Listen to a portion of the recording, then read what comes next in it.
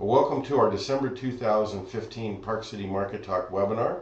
I'm Ron Wilstein, a broker at Keller Williams Luxury Properties here in Park City. And I'm Kathy Leitzke, a buyer's representative for the Wilstein team.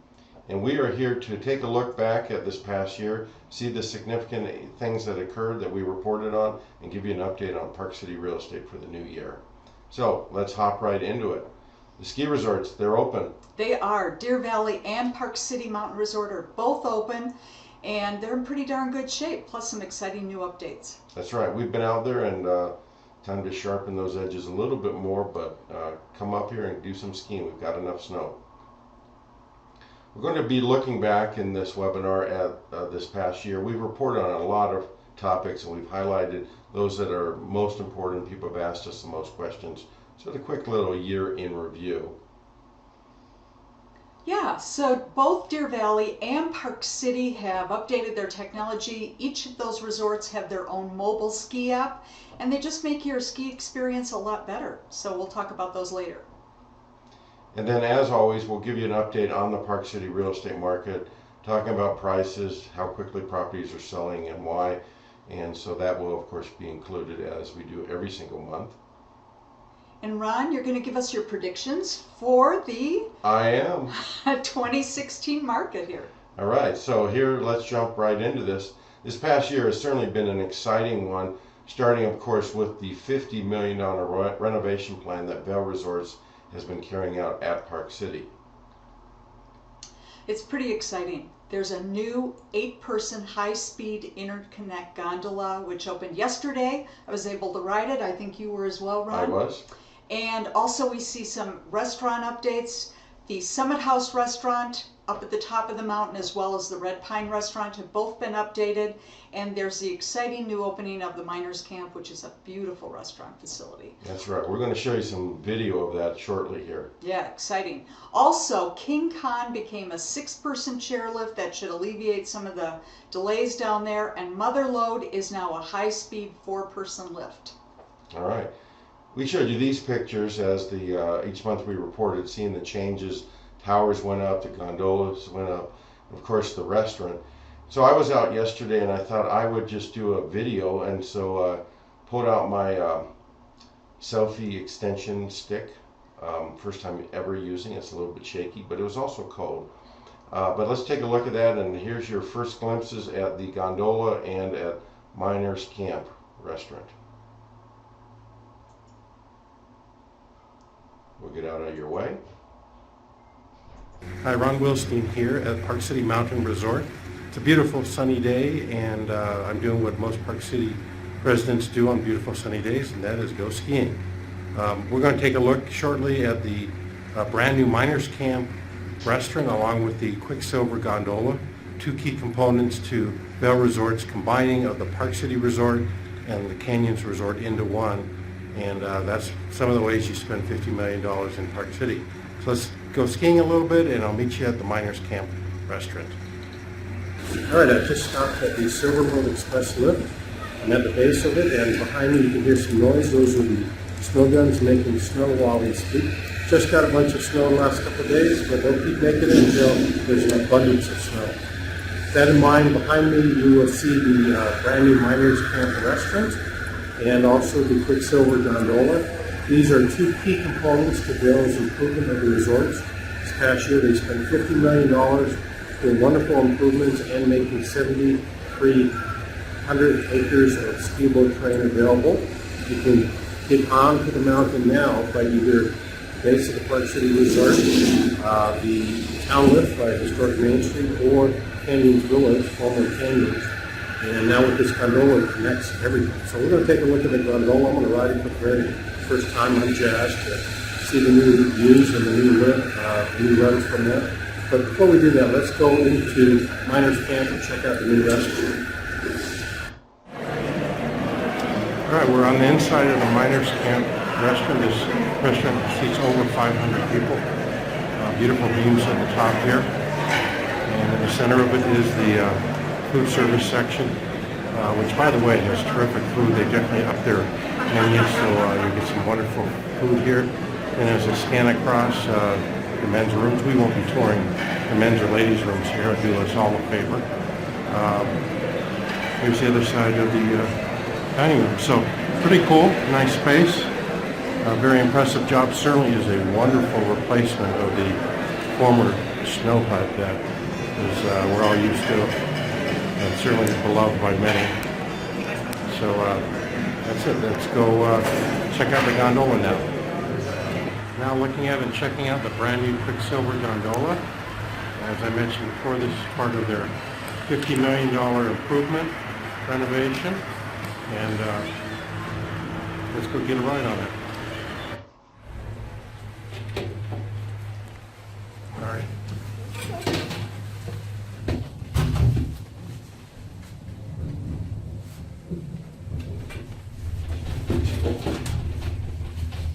What? Yeah. You know they have them.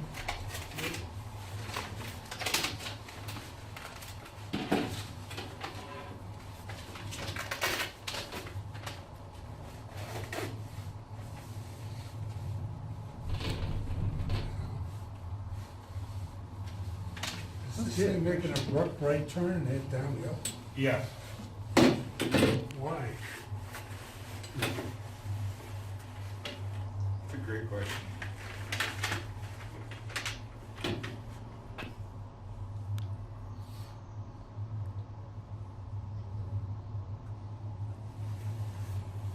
Is it coming? Uh-huh. Street. What? Kind of like got pushed down like that.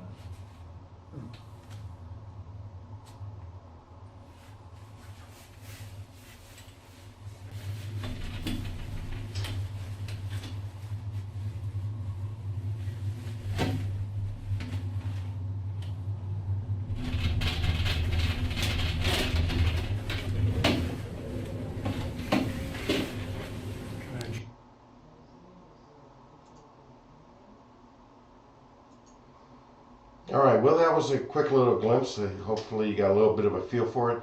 A lot of fun riding it, and it actually has a little turn at the very top of it where once they open up more of the mountains, you can get in, get off or on at that point. But pretty exciting to see all that It come really together. is. Yeah, very nice. All right, so you go test out the food at Miners Camp and test out the gondola and test out your skis and your boards and enjoy Park City. All right, so let's move on to Sundance. As always, Robert Redford brings Sundance back to the Park City area, and lots of celebrities, great films, a lot of fun just to be around town and see what's happening there. And this current year, or this upcoming year, I should say, 2016, the dates will be January 21st through 31st. If you plan to come here, get your tickets right away. Skiing is always great during Sundance because so many of the people in town for the festival are not skiers. Restaurants are booked. You want to make your reservations definitely in advance, and for lodging, but the mountain is wide open. It's a really good time to ski, actually. All right, so Ron, one of the big things that happened is that Wells Fargo banks foreclosed on several of the Talisker companies, and to the tune of $163.8 million worth of loans and accrued interest. It's a pretty big deal. That's right, and that's still shaking out. We haven't reported much on it other than the first report, because frankly there just hasn't been a lot of information, but we'll keep you apprised on that. We did tell you about Vail Resorts' purchase of Perisher, which is in Australia. They just have money to burn, or at least it feels that way. They purchased it for $136 million after buying the Park City Resort, and so they keep expanding their mountains worldwide. The beauty of it, of course, is if you have a Vail Epic Pass, you can go over to Perisher and use it and ski there. Great. The other thing that we saw this year is Deer Valley purchased Solitude Mountain Resort, and there's a number of changes that they were busy with this summer. They installed a new detachable high-speed quad lift in place of the Summit Double. They cut a new ski run, and they were also going to remodel the Moonbeam Lodge restaurant and increase the guest services at the resort. So some pretty exciting changes over in the Solitude area. Yeah, I haven't had a chance to head over there, but it's nice to have a real kick in the pants from Deer Valley over there. Mm-hmm. And then several times a year, we reported on Park City's hottest neighborhoods. Our goal in doing so was to let you know which properties and which neighborhoods are selling the most.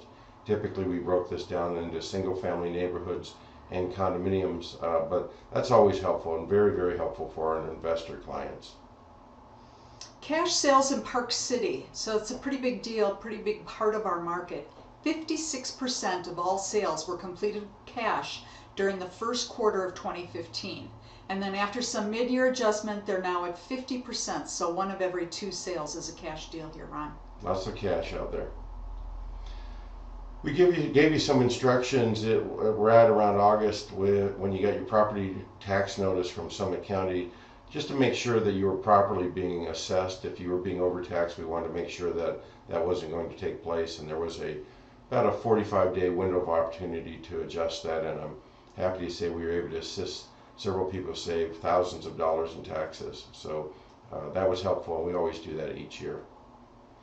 The other thing is what's happened to real estate when the stock market drops, when we see those corrections. This question often arises, and the thing that we pointed out, and I just want to reiterate in our year in review session here, that investors often choose to move out of stocks when the market drops, and where are they going to go with their money? They put it into real estate, and they like this because it's a tangible. They can buy a property in Park City and they can use it. They can allow it to grow and appreciate, and they can put it into a rental market if they so choose. So the beauty of it is that real estate has a consistent history of growing and appreciating over time, and so we brought that to light here.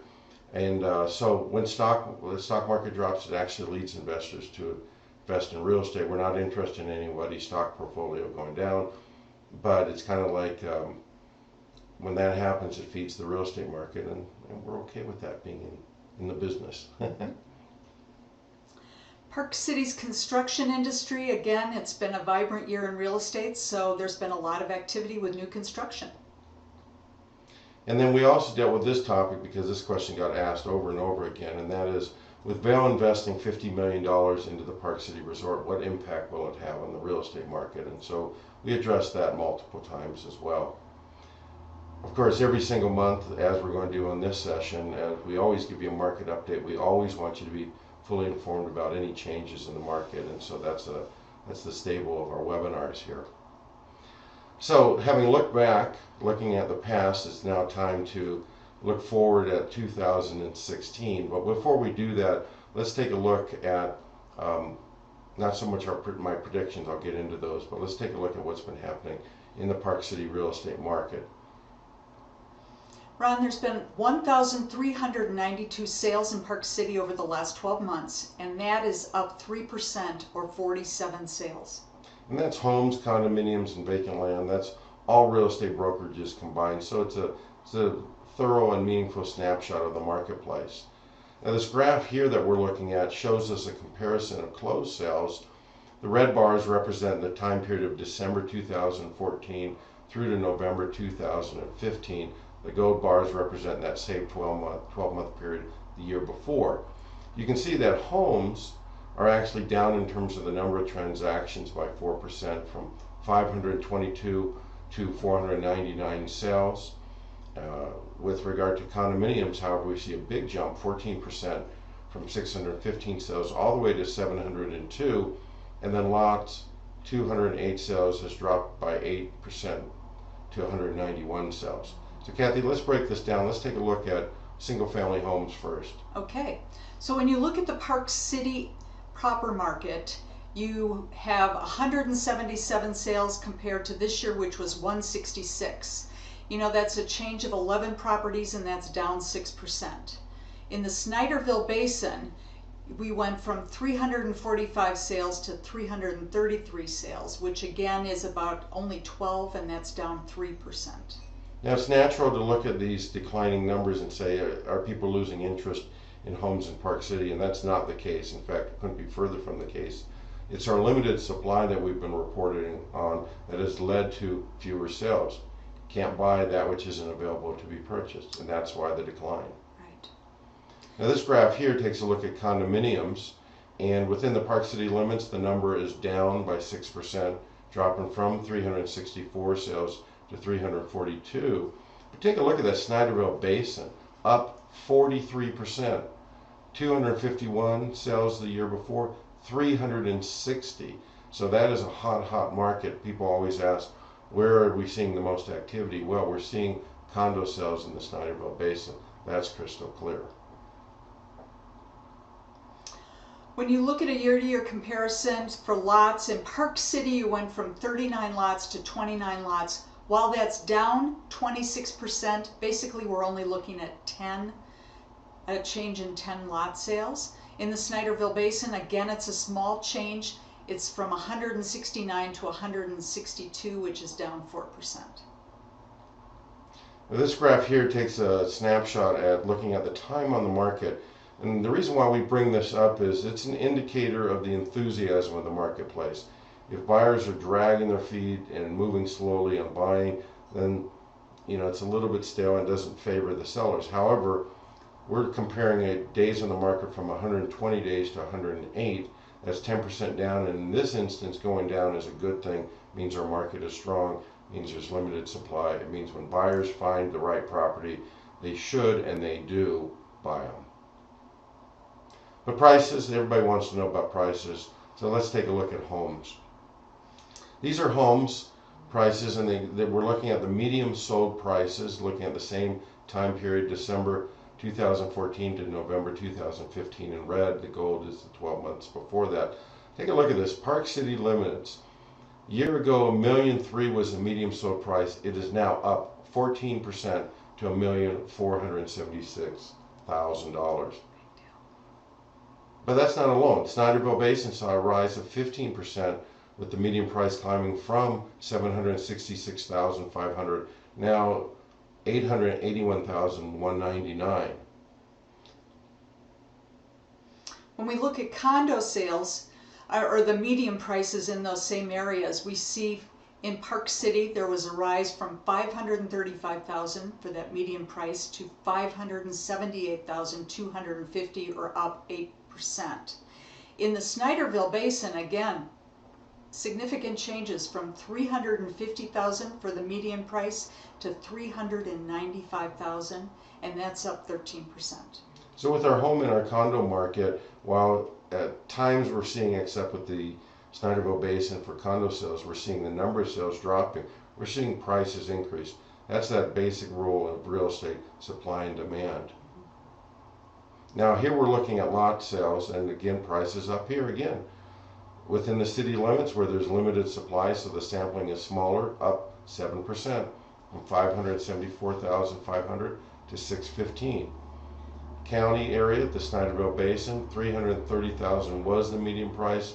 Now that is up $25,000 to $355,000, a nice 8% increase. So investing appreciation in Park City real estate is doing really good. It is. Let's shift to the mobile app. Technology, it is such a part of our lives. Well, now you can hop onto either Park City's resorts, get their app, and track your whole day.